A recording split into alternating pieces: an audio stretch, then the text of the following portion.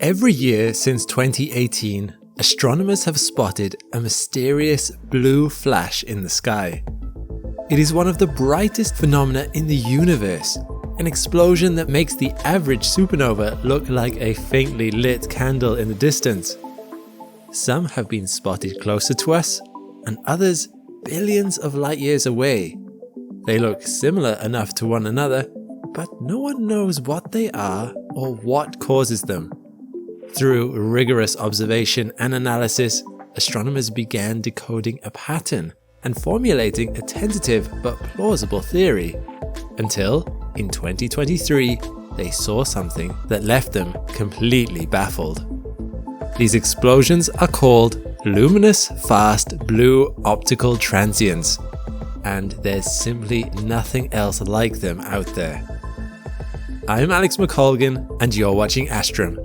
Join me today as we dive into the mystery of space's brightest explosions, how they were discovered, and why they keep stumping scientists again and again.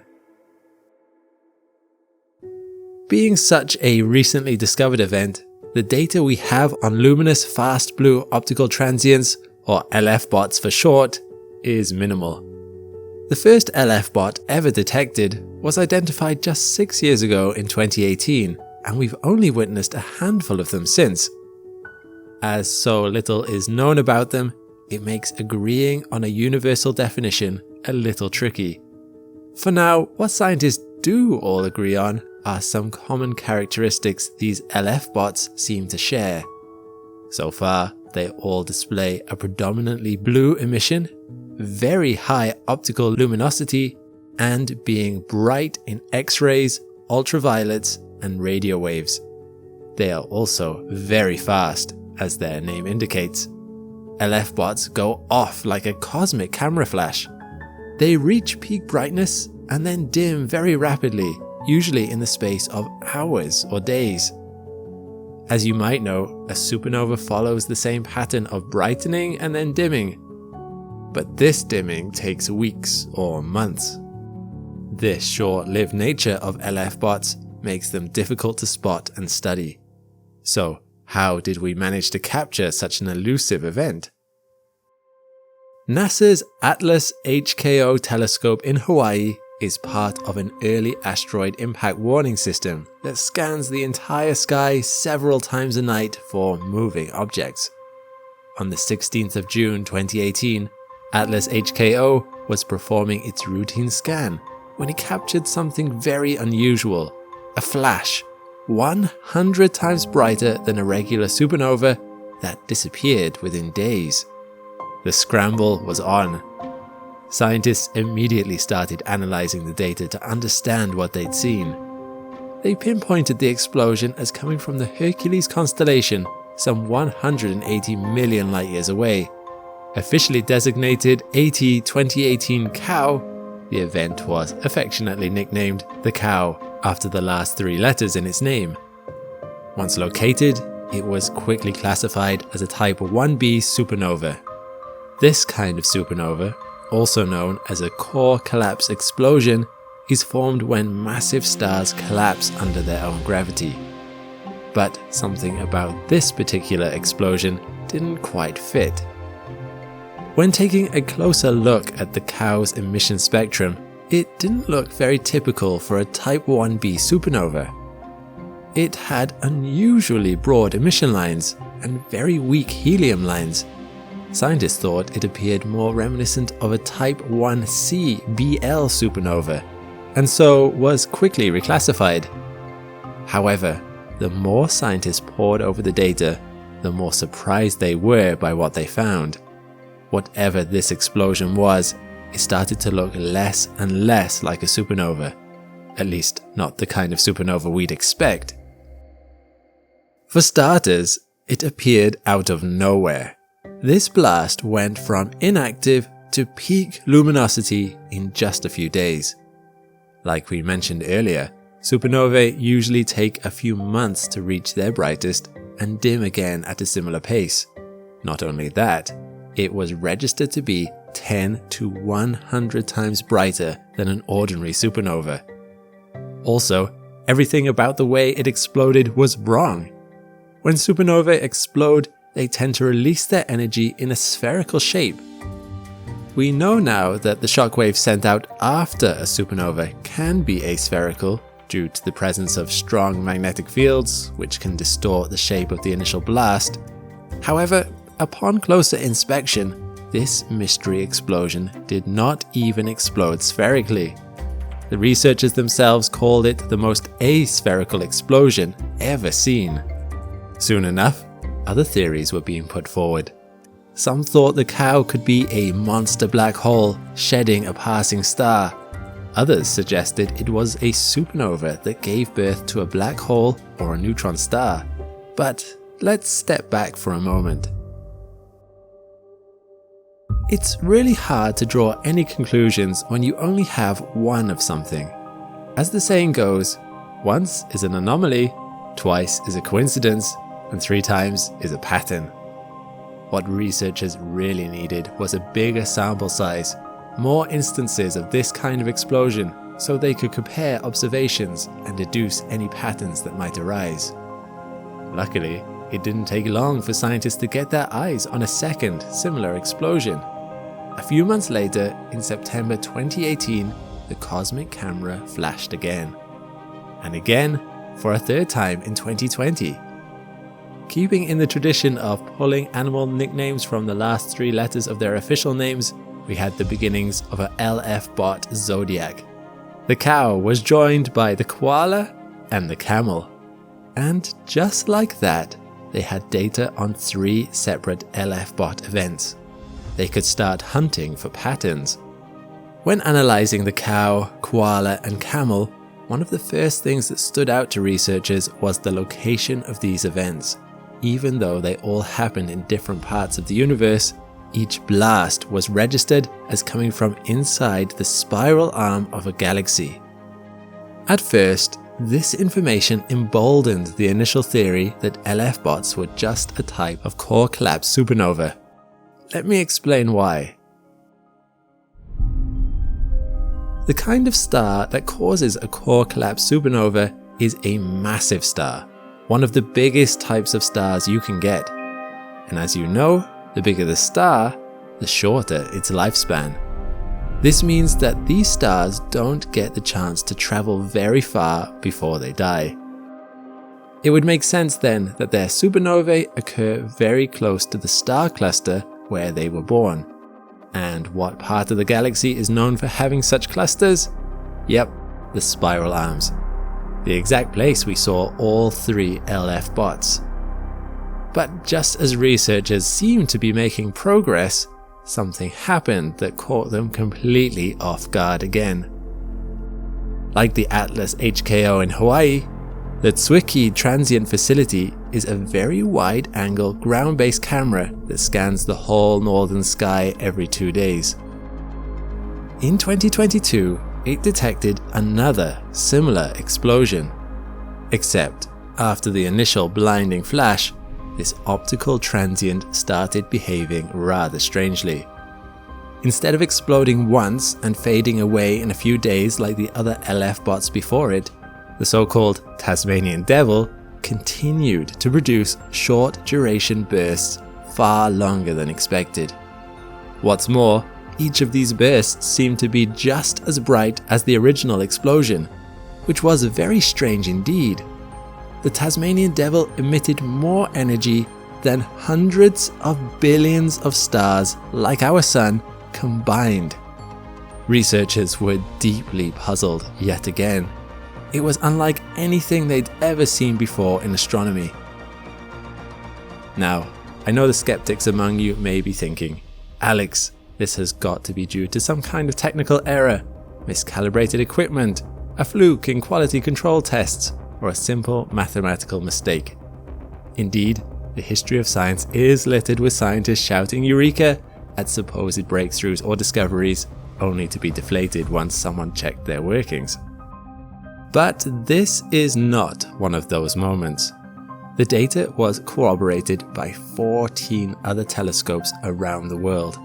They confirmed that the Tasmanian Devil did in fact pulsate a minimum of 14 times, the total number was likely much higher. Equally surprising, these mega powerful pulses were only minutes apart. It looked to scientists like a star that kept dying and being revived again and again. If that's what it is, the strange phenomenon could provide brand new insight into the life of stars. So far, stellar life cycles have only been studied as snapshots of different stages, never as a continuous process. In short, even though the multiple bursts of light from the Tasmanian Devil were unexpected, there was still reason to suspect these explosions could have been a strange type of supernova, seeing as none of the observations directly violated the core collapse supernova theory. But what came next did. On April 10th, 2023, astronomers picked up yet another big blue explosion with all the same characteristics as their LFBOT zodiac relatives. Except this one was not even close to where it was supposed to be. Unlike all the other LFBOTs before it, the Finch was not in the spiral arm of a distant galaxy. 3 billion light years away from us, and 15,000 light years from the closest galaxy, it stood solitary in space. It was in the middle of nowhere and exploded between 2 galaxies. This was a huge blow to the leading theory.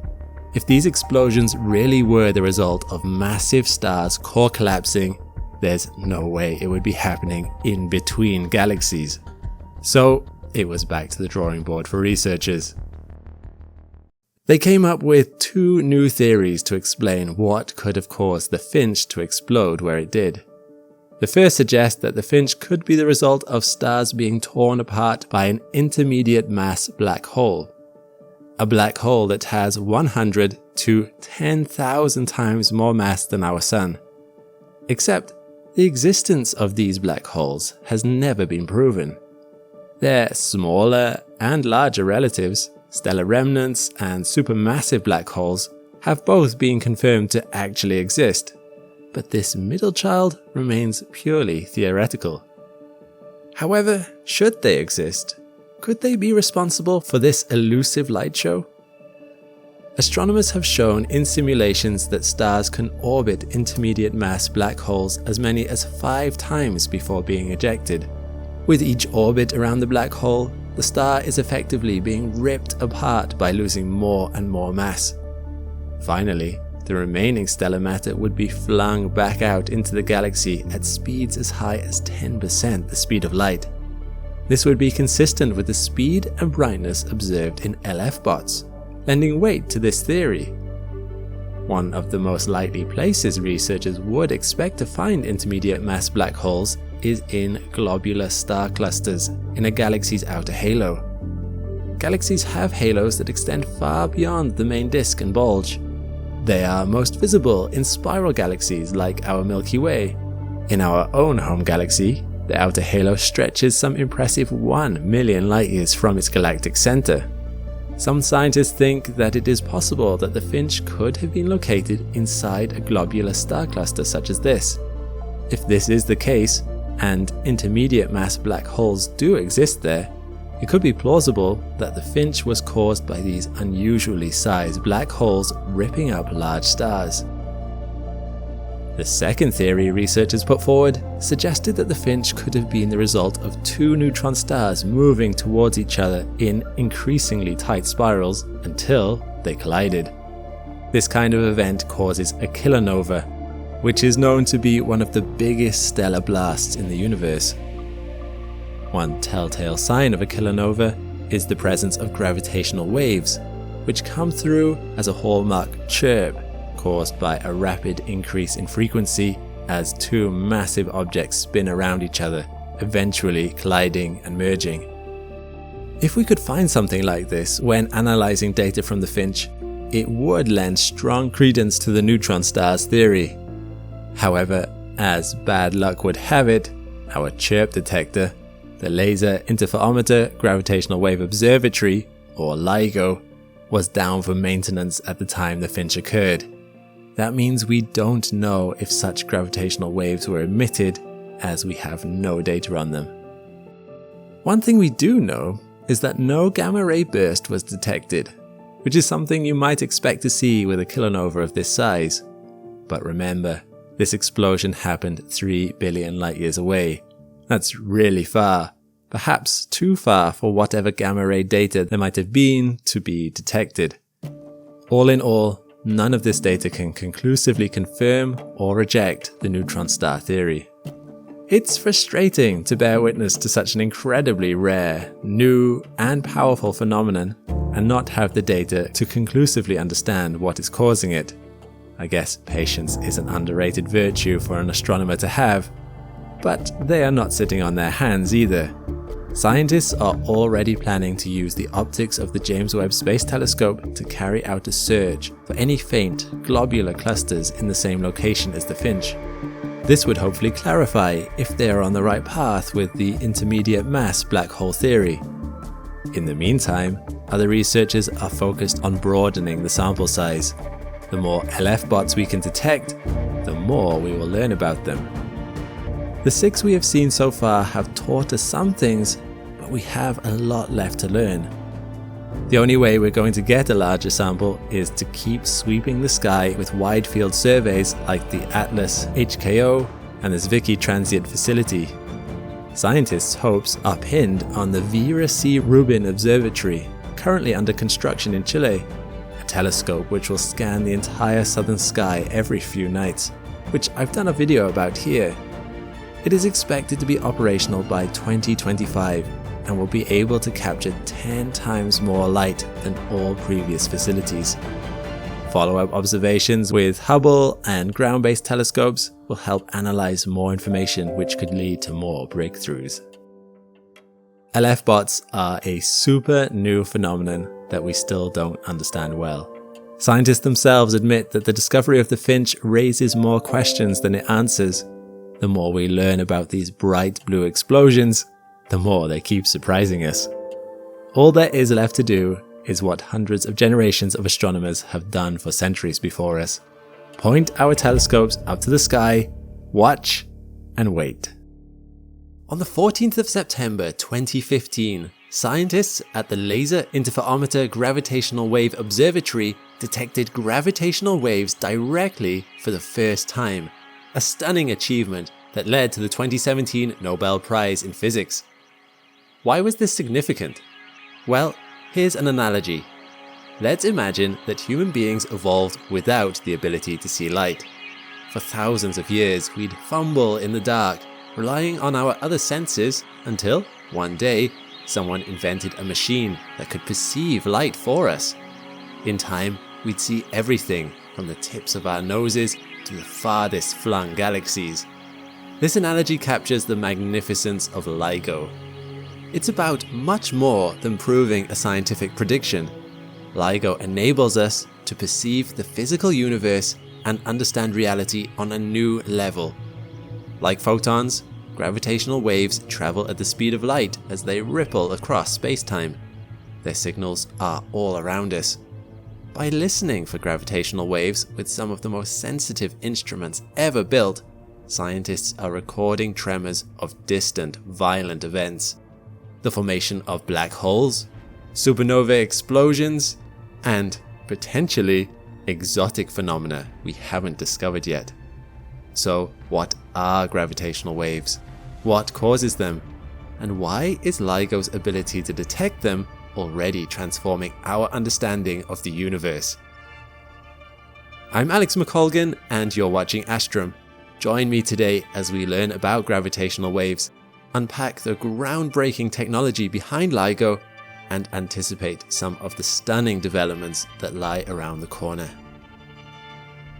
Gravitational waves are one of the stranger implications of Albert Einstein's general theory of relativity. As we've covered previously, space-time is a model that combines the 3 dimensions of space and the 4th dimension of time into a single manifold. All objects with mass create curvature in space-time, and objects with a lot of mass create a lot of curvature, which we experience as gravity. A simple way to visualize this is to think of a pool ball resting on an elastic surface and a bowling ball resting on that same surface. The more massive bowling ball will create more curvature. As objects move across space-time, that curvature changes position with them. One of the amazing consequences is that when objects of a certain mass accelerate, they can send ripples across space-time as gravitational energy. While this requires a special set of conditions, namely a very massive object undergoing acceleration, such a cataclysmic event would send ripples or gravitational waves outward at the speed of light. Think of them like ripples on a pond, but instead of water, they travel through the fabric of space-time in all directions. As in the pond analogy, these disturbances become weaker as they radiate outward. To an observer, the distance between objects would appear to expand and shrink as the gravitational wave passes. Mind-boggling to imagine. Yet, although Einstein predicted the existence of gravitational waves, he was pessimistic about our chances of ever detecting them. He thought that these disturbances would be so small as to escape our ability to measure them. And who could blame him? Many of the changes in distance that LIGO seeks to measure are 1/10,000th the length of a proton. Yes, you heard that correctly. 10,000 times smaller than a single proton. And yet, these signals would come encoded with all kinds of information about their origins, when they originated, how far they traveled, and what kind of event produced them. This is where LIGO comes in. It consists of 2 observatories funded by the United States National Science Foundation and operated by MIT and Caltech. Among its driving forces are renowned physicists Kip Thorne, Rainer Weiss, and Barry Barish, all of whom shared the 2017 Nobel Prize for their decisive contributions to the detection of gravitational waves. LIGO is essentially a large-scale and very sensitive interferometer, an invention that's been around since the 1880s. An interferometer essentially measures what happens when light waves are combined from 2 or more sources. For example, you could use an interferometer to test whether light travels at different speeds through different substances, such as through air or water. Even a subtle difference in speed will produce an interference pattern when the light waves combine, much like what happens when 2 ripples on a pond intersect. If the peak of one ripple hits the valley of a second ripple, they will subtract from each other, producing a flat surface.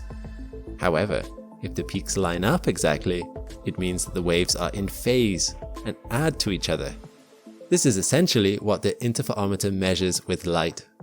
By seeing how in or out of phase 2 light waves are, an observer can infer the relative speed of the waves. And the larger and more powerful the interferometer, the more sensitive it is. Here's how it works. LIGO has 2 observatories located in Hanford, Washington, and Livingston, Louisiana. Why 2? Well, you need at least 2 detection sites to triangulate where the signals are coming from. Each observatory continuously fires a powerful laser at a beam splitter positioned at a 45-degree angle. The laser beam has to operate at around 750 kilowatts, powerful enough to vaporize you completely if you got in its path. The splitter then splits the laser beam perpendicularly. The light in each arm travels down a 4-kilometer vacuum cavity with a mirror at the end of it. The beams then bounce between this mirror and the recycling mirror at the other end nearly 300 times, increasing the distance from 4 to 1,200 kilometers. Remember what we said, with interferometers, bigger is better. After completing nearly 300 trips, the laser beams combine at the beam splitter and head to a photodiode, which is a light-sensitive semiconductor. If undisturbed, the beams will be in phase, meaning their frequencies will subtract each other and no light will arrive at the photodiode. But if there's a gravitational wave, the distance each beam travels will be slightly different, and they'll be out of phase. the photodiode will pick up a signal indicating the presence of a gravitational wave. Now, this is how it works in a perfect world, but in reality, the interferometer is constantly picking up noise. To minimize this, LIGO uses incredibly smooth 40-kilogram mirrors suspended by silica threads. Any particles in the interferometer's arms are also a problem, which is why LIGO pumps the air from its vacuum chambers to 1/1,000,000,000th of atmospheric pressure. But there's another problem. At these minuscule levels, even quantum mechanics are a nuisance because they introduce randomness into photon behavior.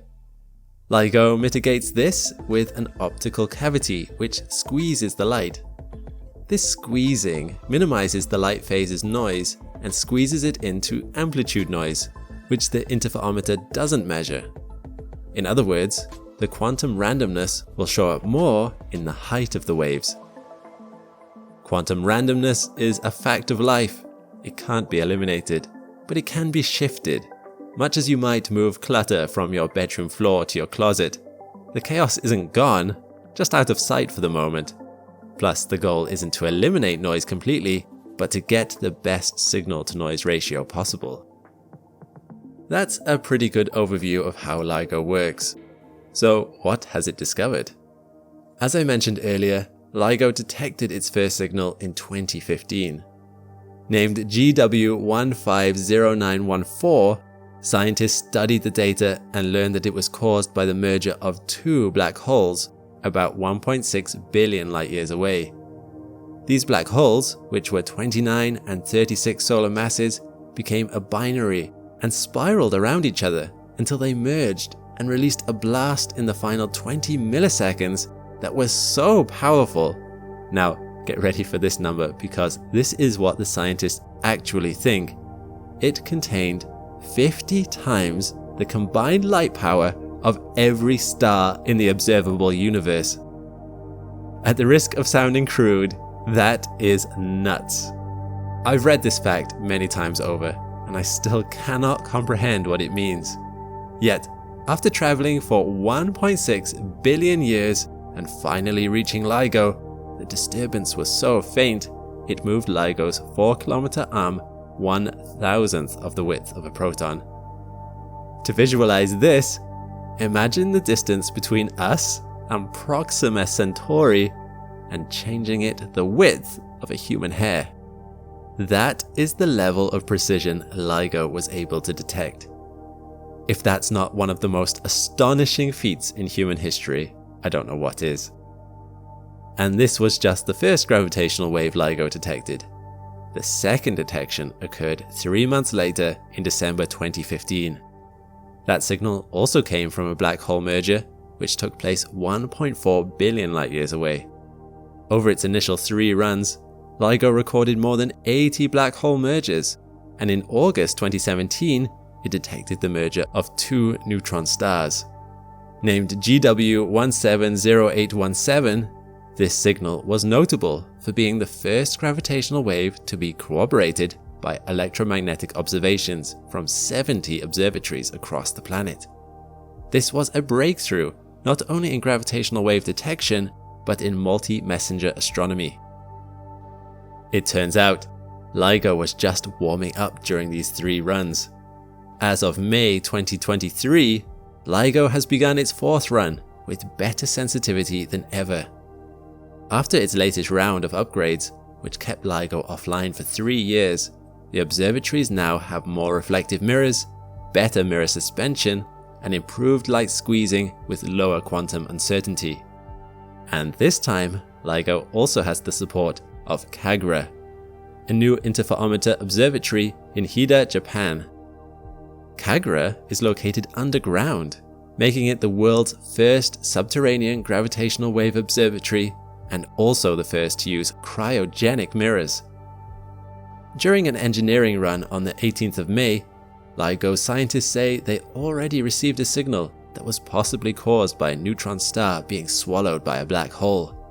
We'll have to wait a while for confirmation, but if these early results are any indication, LIGO is about to blow the doors off our understanding of gravitational wave generating phenomena.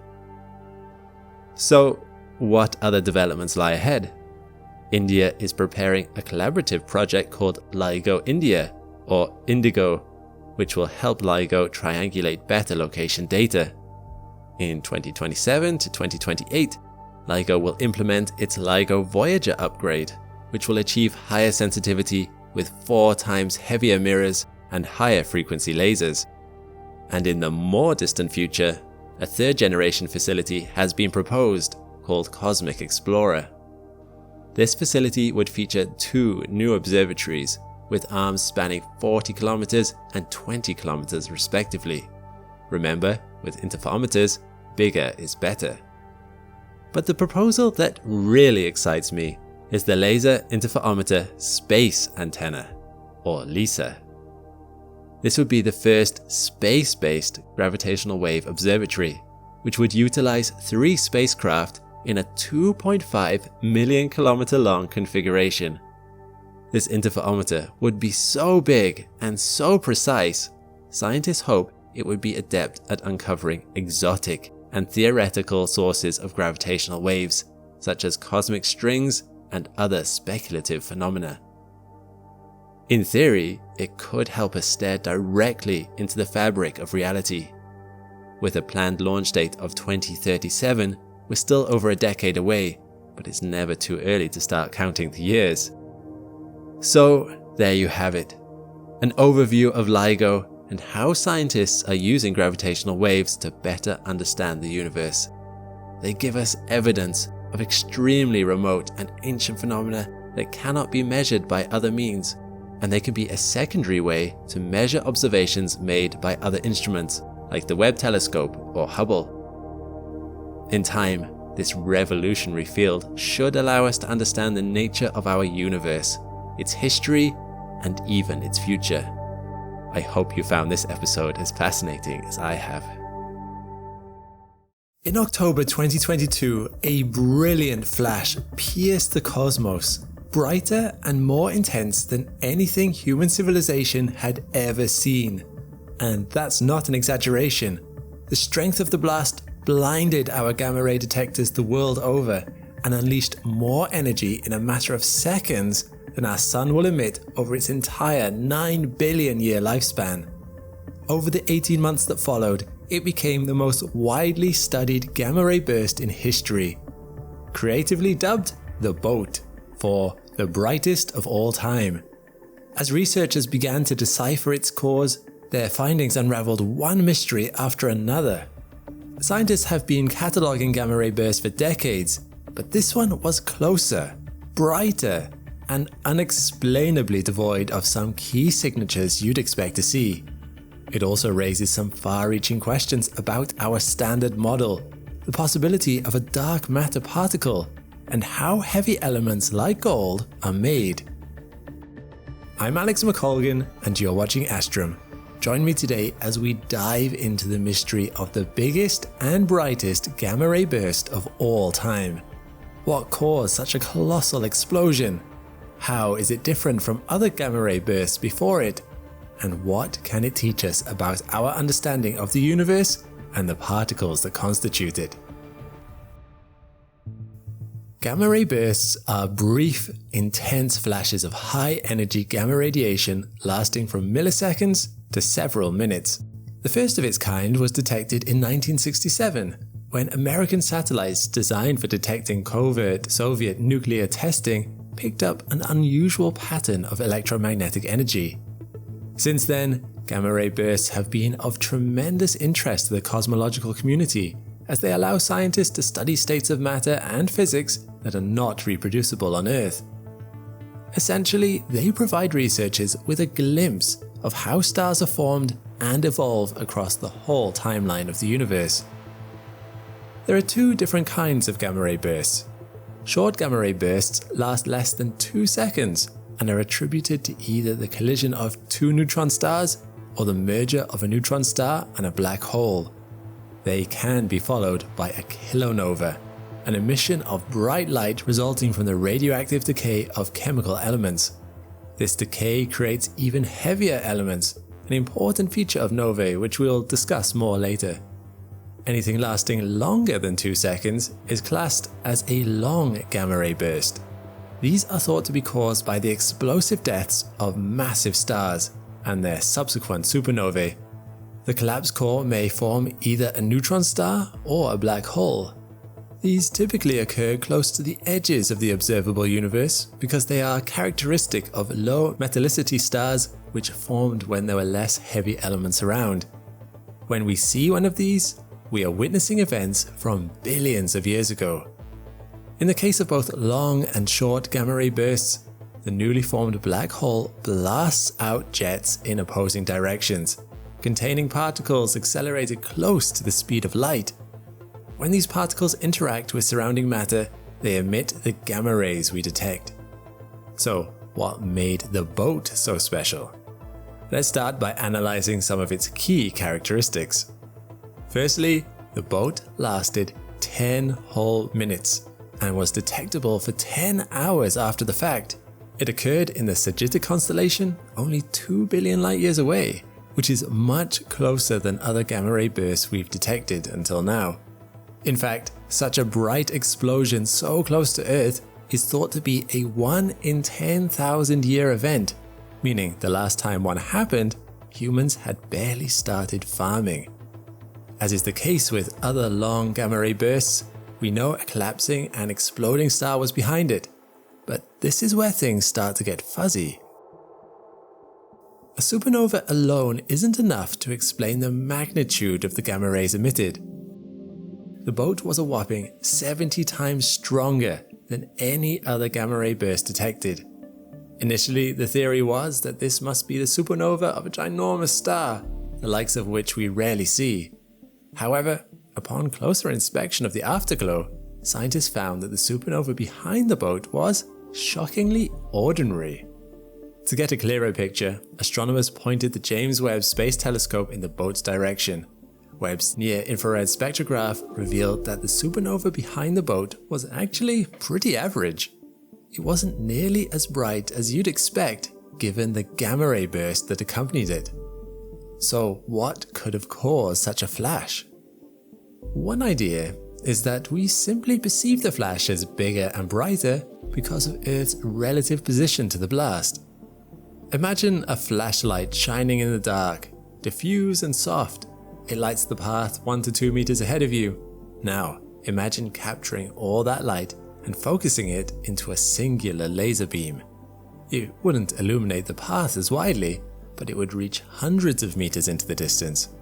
And if Earth was in the direct path of that laser, it would register a super bright reading. That doesn't mean the laser released more energy than the flashlight, it just means the way it was concentrated and then detected resulted in a higher reading. The same concept can be applied to these gamma ray bursts. If a massive star is spinning super fast when it collapses, then the shape and structure of the near light speed jets it emits will be more narrow and focused, and therefore brighter. In fact, the jets seen from the boat are some of the narrowest we've ever seen. But not only were these particle jets brighter than expected, scientists also detected way more of them going faster than expected.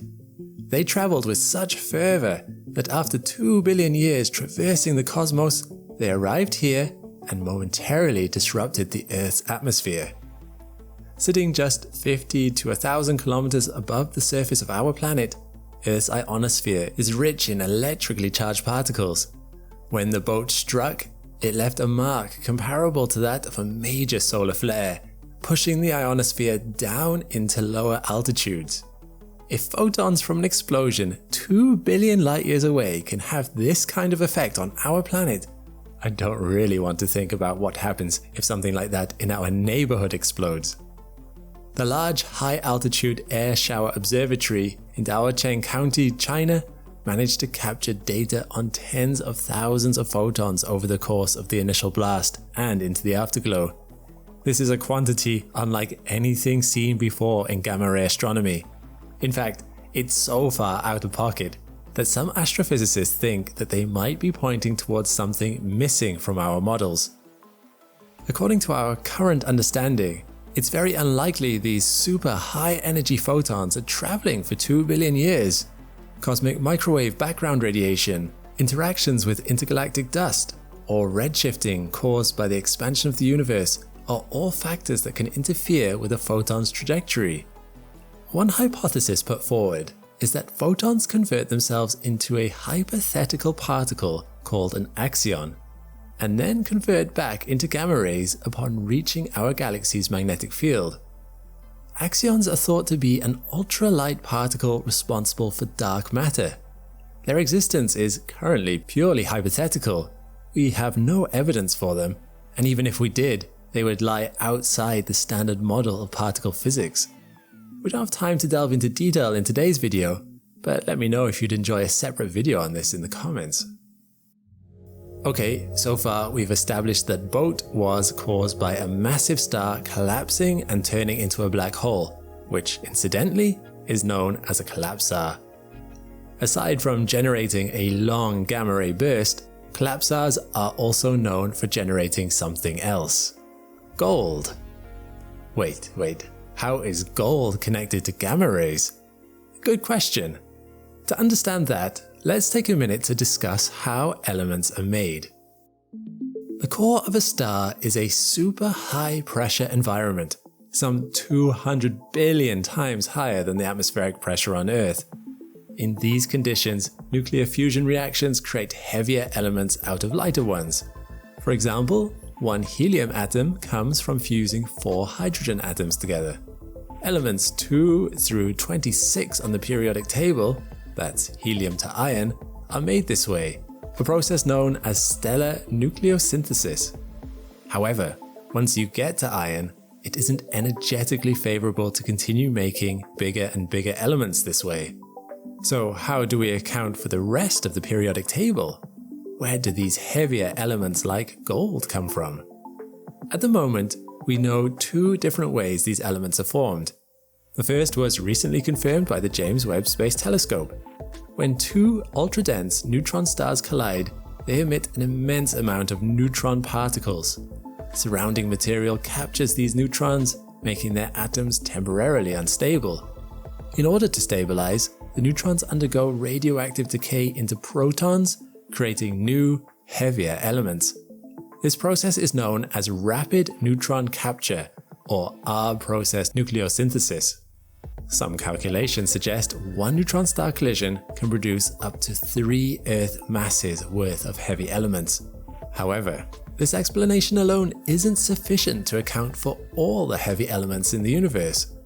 Neutron star collisions are rare and take a long time to happen, in the order of billions of years. On top of that, observations of very old stars show that heavy elements were already present in parts of the universe well before most binary neutron stars would have had a chance to collide. So how do you explain that? There must be another source of heavy elements in the cosmos. Which brings us back to our BOT. There's another theory that collapsars like the BOT could be another source of R-process nucleosynthesis. In their dying stages, massive stars like the one that caused the BOT are surrounded by layers of exploding gas. These explosions leave disks of matter swirling around the resulting infant black hole. As the black hole begins devouring the surrounding material, it can only ingest so much at a time. What it cannot manage is swept away in a neutron-dense wind. Here, the same R-process nucleosynthesis occurs, forming heavier elements like gold, silver, and platinum. This seems promising, but unfortunately, even factoring in these kinds of supernovae isn't enough to account for the abundance of gold in the universe. To make matters worse, analysis of the BOT spectrum didn't show any traces of heavy elements, raising questions about the validity of this collapsar gold-making theory. Some scientists suggest the BOT's host galaxy might have something to do with the lack of heavy elements in the explosion. Upon modeling the host galaxy spectrum, researchers discovered it has the lowest metallicity of all previous host galaxies where gamma ray bursts were detected. In other words, maybe the environment didn't have the right building blocks to make heavier elements. How do we know how much gold should be out there in the first place?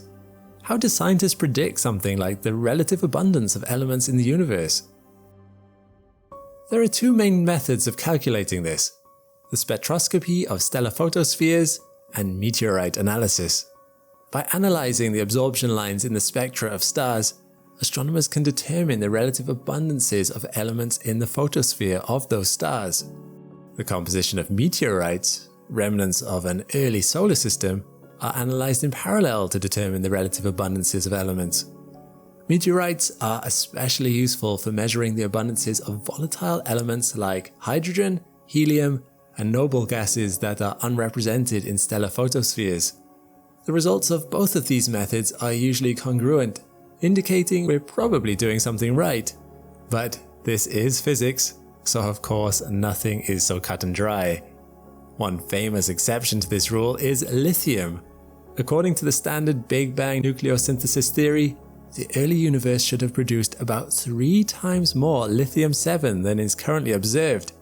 The plot thickens when we consider its isotope, lithium-6, where we observe 1,000 times more than our predictions can account for.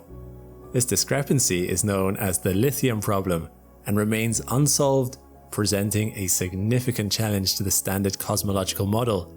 It highlights the importance of understanding the processes that shape the relative abundances of elements in the universe, and suggests that our current understanding of nucleosynthesis might be incomplete. Just because BOT didn't yield gold as expected doesn't mean we should discard these kinds of extreme gamma-ray bursts as places where heavy elements could be made. Observations of nearby stars have provided strong evidence for an early R process that enriched the universe with heavy elements.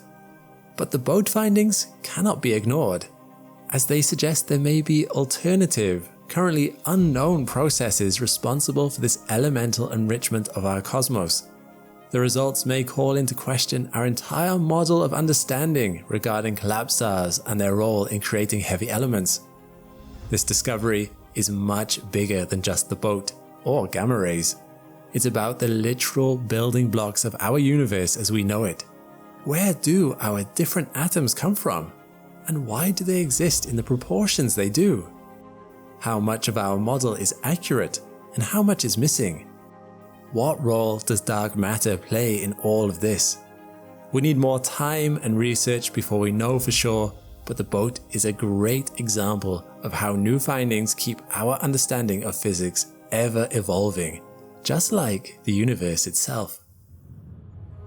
Imagine for a moment that you're looking out your window when a singular, bright light suddenly flares into existence in the sky above you. This dazzling star is as luminous as the full moon at night, perhaps brighter, and is even visible during the day. If you can see the light, you might already be in trouble, as that unexpected star is now flooding the atmosphere of the Earth with a catastrophic dose of gamma radiation and X-rays, stripping away our ozone layer and exposing us to the full fury of the sun's deadly radiation. And on its way, jettisoned out at 10,000 to 40,000 kilometers per second, a cataclysmic wave of stellar matter and debris hurtles towards our planet. The dying roar of an exploding star venting billions of tons of burning mass at us, ready to sweep across our planet's surface in a tidal wave of fire. This is a supernova. Or at least, it's one interpretation of what we might see if one were to occur near us. But how likely is it for this to actually happen? What constitutes near us on a cosmic scale? How close would a supernova blast have to be before life on Earth would be threatened? What might we on Earth actually experience? And what stars near us have the potential to detonate in this way? I'm Alex McColgan and you're watching Astrum. Join with me today as I discuss an event that could be an Armageddon in our lifetimes, or could be nothing more than a pretty twinkle in the sky. Let's start with the good news. Supernovae in our galaxy are not that common. While astronomers observe hundreds of supernovae every year outside our galaxy, this is mostly a reflection on how many galaxies there are in the universe. Closer to home though, within our own Milky Way, we likely only see about 2 to 3 every century. This means that the odds of one going off tomorrow are not that high. But they're not impossible, and according to archaeologists, the Earth has likely been hit by a supernova before in the course of its 4.5 billion years of existence. For starters, we exist in an area of space known as the local bubble, a relatively sparsely populated region of interstellar space about 1,000 light-years across that is thought to have been carved out by a supernova detonation 10 to 20 million years ago, which our planet would have been around for. I talk about that in another of my videos, which you can see here. Scientists have found evidence of another detonation that happened 2.5 million years ago due to a high concentration of iron-60 and manganese-53 in a particular layer of the geological record. This supernova happened far enough away to be harmless to us, but this might not always be the case. There are some scientists who believe that the extinction of woolly mammoths was caused by a massive piece of debris from a supernova crashing into the planet about 13,000 years ago. The impact site in question had magnetic spherules and radioactive potassium-40, a substance found in supernova ejecta. A smoking gun in the era most mammoths went extinct. Even before that, mammoth tusks from 34,000 years ago were found containing tiny impact craters from grains of slightly radioactive iron that had been traveling at 10,000 kilometers per second. If you can recall, that was one of the potential speeds supernovae explosions travel at.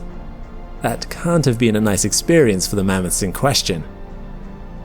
An astute observer from this might be able to note an important fact, however.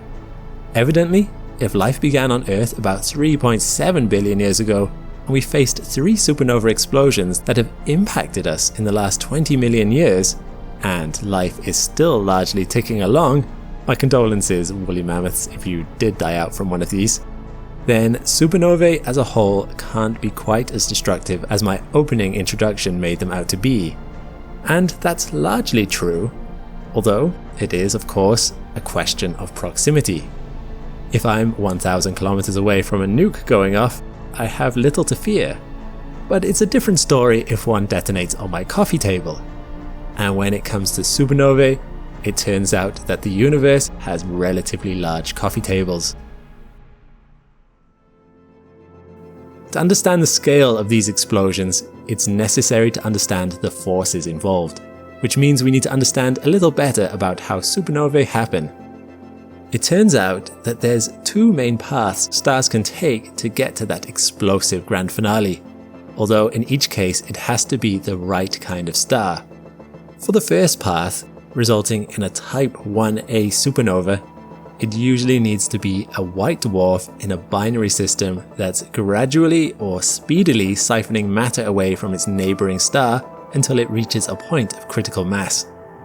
This path is not fully understood, but it's thought that a white dwarf, or a dense star comprising of mostly carbon in a giant superdiamond core, is normally finely balanced between 2 powerful opposing forces: electron degeneracy pressure and gravity. This simply means that atoms usually object to being squashed too much. Their electrons like to remain at certain distances from the nucleus of the atom and will resist being pushed denser than this point. But gravity is an incredibly powerful force that seeks to draw matter closer, particularly in a dense mass like a white dwarf, where a section the size of a sugar cube has the mass of around a car. And in a binary system where the white dwarf is absorbing more and more matter from its neighbouring star, eventually gravity overwhelms electron degeneracy pressure and the whole house of cards collapses at once. Carbon fusion begins. Within a few seconds, most of the star undergoes fusion, forming into heavier elements and releasing a whole lot of energy as the matter in the star settles into its slightly more efficient new configuration. How much energy? Around 1/4 decillion joules. That's 1 followed by 45 zeros. if you claim you knew that number before, you're almost certainly a liar. All of this energy is released in just a few seconds. So naturally, the star ejects its entire contents out in all directions, sending it traveling at 6% the speed of light and unleashing a flood of mostly gamma radiation out across the galaxy. The brightness of this event is 5 billion times brighter than our Sun and burns for a few weeks until the ejector has traveled far enough that the overall energy level has started to dissipate. The second type of supernova, type 2, is similar, except instead of involving a white dwarf, it involves a massive star at least 5 times more massive than the Sun at the end of its lifetime. These stars are still burning brightly, and rather than just electron degeneracy pressure, it's also the heat of fusion that keeps the star in balance. However, just like a type 1a supernova, eventually balance collapses. This time is because the star runs out of fuel, and without this additional fusion energy pushing the star's mass outwards, electron degeneracy pressure on its own can't cope with the star's weight to similar effect. The only difference is that while some of a massive star will remain, often collapsing down into a neutron star or a black hole, white dwarfs usually vanish completely. Either way, the scale of material and energy released by a supernova is vast. So vast that unsurprisingly, anything immediately next to it is not going to last long. This is an energy powerful enough to rip apart a star. A planet is going to have no chance if it's in the immediate vicinity. Our own Sun, thankfully, will never go supernova as it's not massive enough, but if it did, there is a good chance the Earth would be either partially or completely vaporized, its rocky exterior reaching a boiling point thanks to temperatures 15 times hotter than the surface of our Sun, and being whisked away in the weeks of the supernova's passing. What is surprising, however, is how quickly this first wave of devastation would dissipate with distance. Indeed, vaporization is realistically not the largest threat a supernova poses. In 2011, experts from the University of Cambridge calculated that even planets orbiting their star at a distance of 15 billion kilometers, or about 100 times the distance between the Sun and the Earth, would remain intact and would instead simply be sent flying out into space now that there was nothing much left to orbit. Of course, such a planet's hypothetical ecosystem would probably have different problems to worry about. Things would get very cold very quickly. Of course, even if the crust of a planet itself remained intact, that doesn't mean that life on said planet would be sustainable. Ignoring the light of a supernova outperforming the brightness of an entire galaxy sometimes, leading to blindness for anyone who saw it, simply stripping away our atmosphere would carry problems. High levels of radiation, even if it didn't affect us directly, would alter the chemical composition of our atmosphere, negating our ozone layer, vastly increasing our odds of dying of radiation poisoning, and killing off phytoplankton in the ocean, and causing mass extinctions as the consequences of that worked its way up the food chain. Scientists put this kill zone to be within 25 light years. Beyond that, the fury of a supernova begins to calm, as distance causes it to wear itself out. Although admittedly the asteroid that potentially killed the mammoths came from a supernova that was 250 light years away, if it happened at all, it was likely bad luck. Generally speaking, we wouldn't notice any damage from a supernova this far away. Its radiation levels wouldn't be high enough to cause mass extinctions.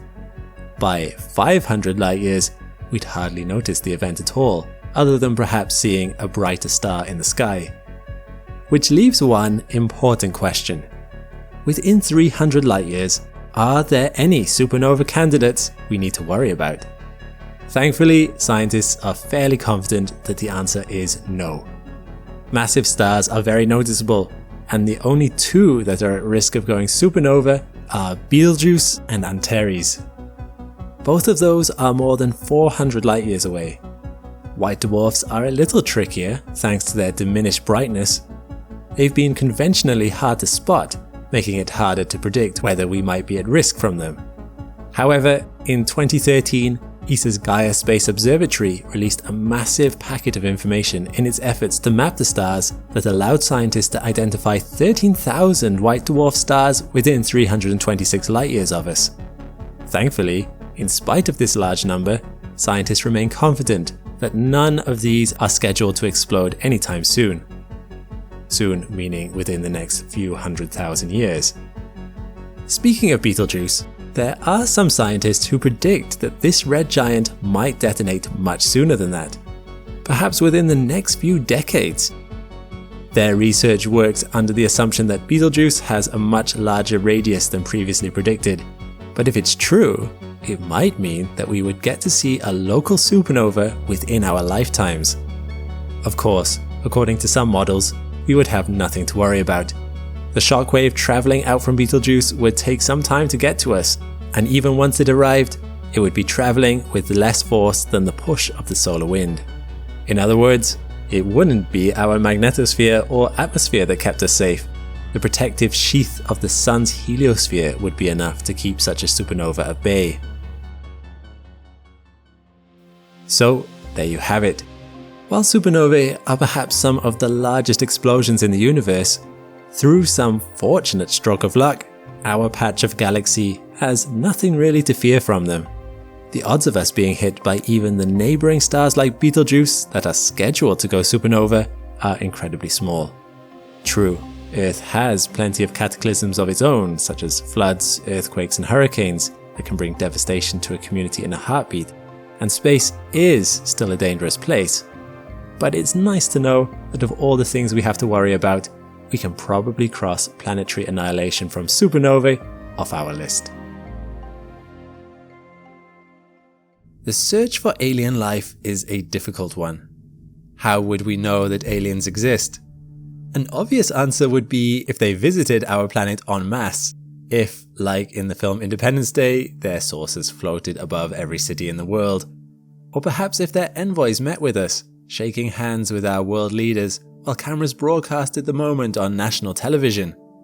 Or maybe if they started trading with us and their inventions and resources began appearing in our everyday life. There is, fortunately or unfortunately, not much evidence that this has ever happened. But while visits from aliens would certainly be preferable, that's not the only possible way aliens could prove their existence to us.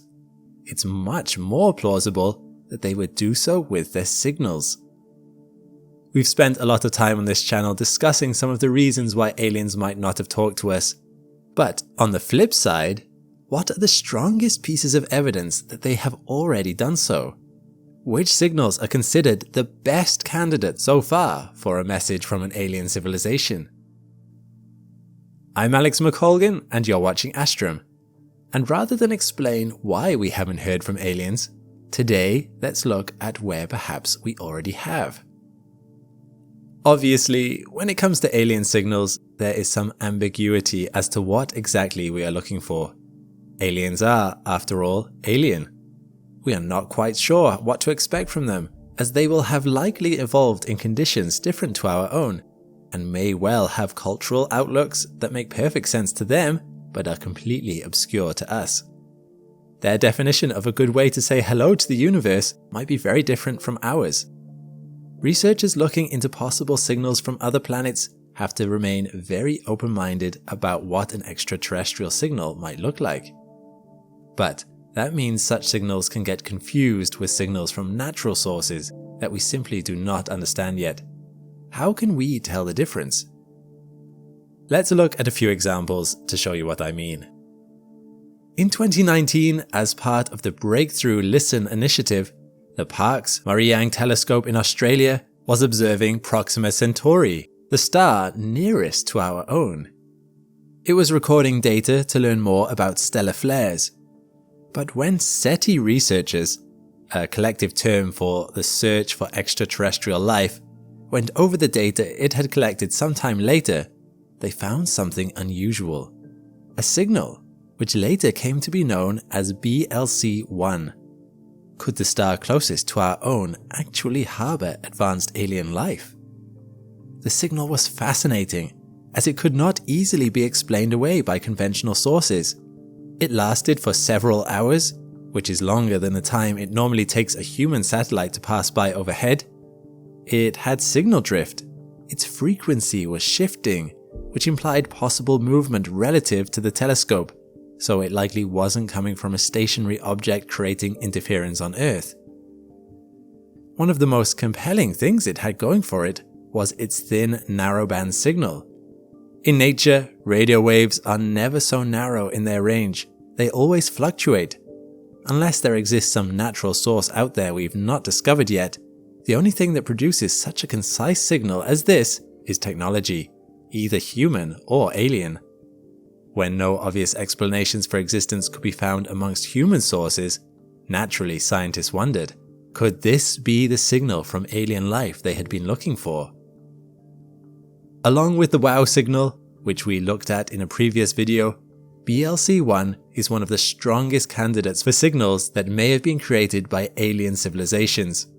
And yet, even this signal has its drawbacks. Scientists could not link it to any sources of obvious interference from technology on Earth, but on closer examination of the data, it did match other radio wave signatures that came up on other days of the search, except these other signals occurred no matter what direction the telescope was pointing in. Neither were they able to detect BLC-1, the signal from Proxima Centauri, with later observations. So while they don't know exactly what interfered with the telescope to produce BLC-1, the odds of it being interference are nonetheless quite high. Let's take a look at another candidate, the somewhat mouthier SHG B02+14A. When one of the first SETI experiments, Project Ozma, was started in 1960 by Frank Drake, it began on the basis that if alien life were to communicate with the rest of the universe, they would do so at frequency 1420 MHz. The logic behind this was that this was the frequency emitted commonly by hydrogen, one of the most widespread elements in the universe. Aliens looking to establish communication with other civilizations might use such a frequency as a sort of common ground, a wavelength that probably holds a special significance to any race. This might have been a leap of logic, but it certainly made SHG B02+14A of interest later. Because this signal, let's just call it SHG for the rest of the video, for the lack of a punchier name, did indeed broadcast at this exact wavelength.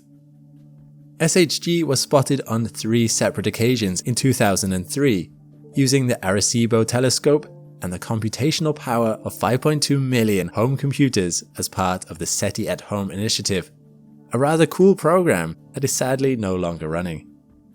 SHG had no obvious explanation for its origins in nature, and it didn't appear to be interference. But it was also too weak to say for sure whether it was clearly technological or not. On top of that, its location was peculiar. It came from a spot devoid of stars up to 1,000 light years away from Earth, and although it experienced drift, it did so in a manner that made scientists suspicious.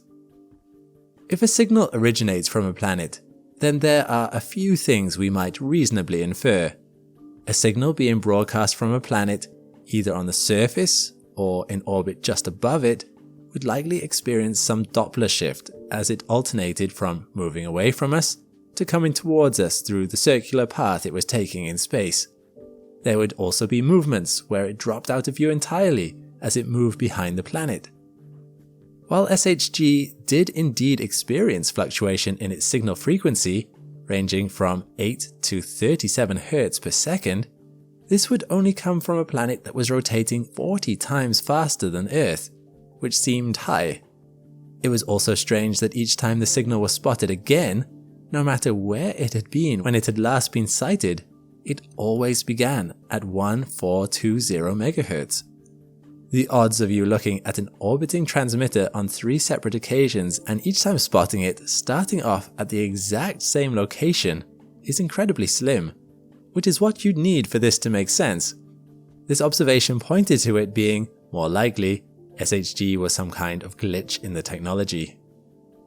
By looking at the process by which the BLC1 or the SHG signals were evaluated, we gain an interesting insight into how SETI determines whether something might be of alien origin. To me, it is a method that lines up best with this quote from Sir Arthur Conan Doyle, in the words of his famous detective Sherlock Holmes. "When you have eliminated the impossible, whatever remains, however improbable, must be the truth." Each time researchers came across a new signal, they began by eliminating all possible alternatives. Could it be interference from a passing satellite? Is there anything in nature that we know of that could be producing this effect? Can we in any other way explain why this signal is here and behaving the way that it does? So far, alternative explanations have been found for these contenders for alien communication. Even on the occasions where human interference can be ruled out entirely, that still leaves open the possibility that these mysterious signals might just be undiscovered natural phenomena. And that is precisely the current discussion around the last candidate for alien signals I'd like to leave you with today: fast radio bursts. If an alien civilization were ever to be detected, it might not be intentional on their part. Powerful engines activating, or beams firing, all might release bursts of energy that give away a galactic civilization, which makes fast radio bursts, or FRBs, interesting. They are, just as the name suggests, very fast bursts of radio waves. We have detected hundreds of these strange, millisecond-long bursts across the sky. Scientists theorize that there might be thousands of them occurring every single day. They have mostly been detected outside our galaxy, but one was detected within the Milky Way in 2020, so they're not completely foreign to us. They seem to be coming from extremely powerful magnetic fields, and as of yet, scientists have no clear idea about what their origin might be. There are plenty of theories. Perhaps they are emitted by neutron stars, or maybe black holes, but there is no proof that puts any one theory over another, including that of alien technology. The CHIME telescope in Canada has a unique design that makes it ideal for detecting these fleeting blips in the cosmos. Avoiding the pitfall of other telescopes, rather than pointing at any one point in the space, CHIME's multiple cylindrical parabolic reflectors are able to draw data from an entire swath of the sky at the same time. It began detecting in 2018 and is still going strong to this day. It has detected FRBs that are repeating, as well as one that is definitely associated with a magnetar star. Perhaps all FRBs can be associated with such stars, perhaps not. But that is just the point. Perhaps one day we will be able to identify the origin of all FRBs, and will know that they have a perfectly natural origin. Perhaps the search for alien life will have to begin afresh, but there is always that tantalizing hope, that slim possibility that one day as scientists rule out signal after signal, that finally one will come in that defies alternative explanation. If all other explanations can be ruled out, we can say for certain that no natural source caused this. Then, in the words of that great detective, we will have no choice but to accept the improbable. So these are some of the best candidates for signals from another planet, but even they come with massive strikes against them. We have not yet found a signal that conclusively points to the existence of aliens, but that is not to say that we never will. It's never aliens, right up until the moment where it is. Thanks for watching. I was honestly blown away by all the incredibly kind comments and messages you've sent me, and by the numbers of you that signed up to the Patreon. Like I said in the replies to your DMs on Patreon, everyone here at the Astrum team is so grateful to have such an amazing community. If you haven't joined the Patreon party yet, we're still on our long-term 1,000 patron member drive, so you can go to the link in the pinned comment to become a part of that effort.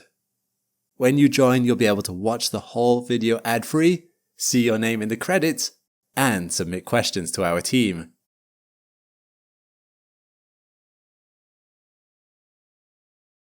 Meanwhile, click the link to this playlist for more Astrum content. I'll see you next time.